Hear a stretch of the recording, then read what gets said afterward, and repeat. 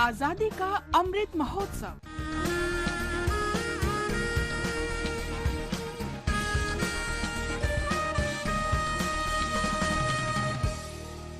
आजादी का सफर आकाशवाणी के संग एक राष्ट्र का जन्म, भारत का शानदार स्वाधीनता संघर्ष आधुनिक विश्व के महानतम संघर्षों में से एक है। आकाशवाणी से हम आपके लिए प्रतिदिन ला रहे हैं इस शानदार संघर्ष की एक झलक।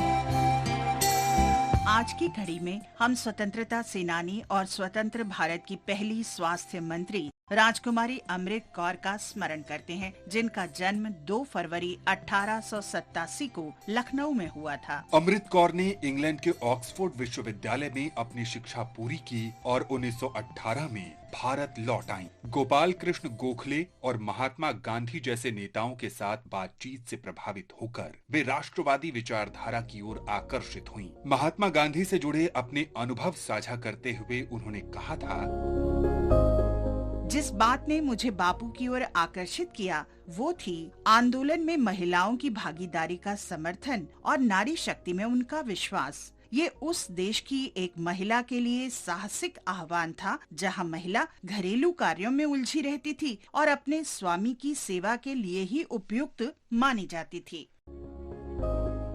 प्रारंभ में उन्होंने खुद को सामाजिक सुधारों, खासकर महिलाओं से संबंधित सुधारों में शामिल किया। नतीजतन उन्होंने पर्दा प्रथा, देवदासी प्रथा और बाल विवाह के खिलाफ लड़ाइयां लड़ी। 1927 में उन्होंने अखिल भारतीय महिला सम्मेलन की स्थापना में मदद की और बाद में इसके अध्यक्ष के रूप में भी कार्य किया। 1930 में उन्हें दांडी मार्च में भाग लेने के लिए कारावास की सजा हुई। उन्होंने साबरमती आश्रम में शामिल होने के लिए अपनी सारी सुख सुविधाओं का त्याग कर दिया।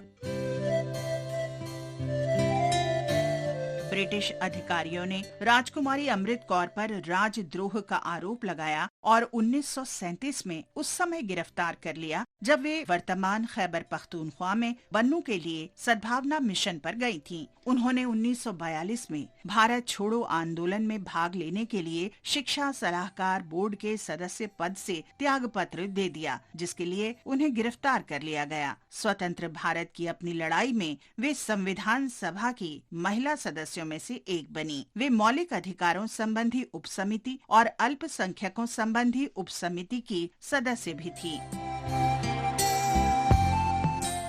स्वतंत्रता के बाद उन्होंने अखिल भारतीय आयुर्विज्ञान संस्थान एम्स की स्थापना में महत्वपूर्ण भूमिका निभाई। उन्होंने भारतीय बाल कल्याण परिषद की भी स्थापना की। 1950 में उन्हें विश्व स्वास्थ्य सभा का अध्यक्ष चुना गया। राजकुमारी अमृत कौर आजीवन लोगों की भलाई के लिए काम करती रहीं। हम इस महान स्वतंत्रता सेनानी को नमन करते हैं।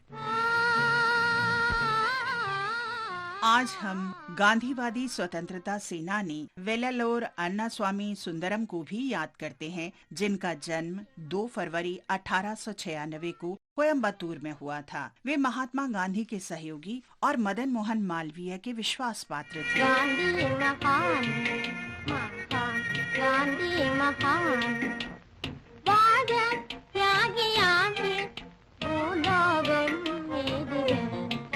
1915 में गांधी जी को सुनकर सुंदरम स्वतंत्रता संग्राम में शामिल होने के लिए प्रेरित हुए। उन्होंने तुरंत अपनी पढ़ाई छोड़ने का फैसला किया और एक शिष्य के रूप में गांधी जी का अनुसरण करना शुरू कर दिया। उनके उत्साह से प्रभावित होकर गांधी जी उन्हें अहमदाबाद ले गए, जहां सुंदरम गांधी जी के नव स्थापित साबरमती आश्रम के पहले सदस्यों में से एक बन गए।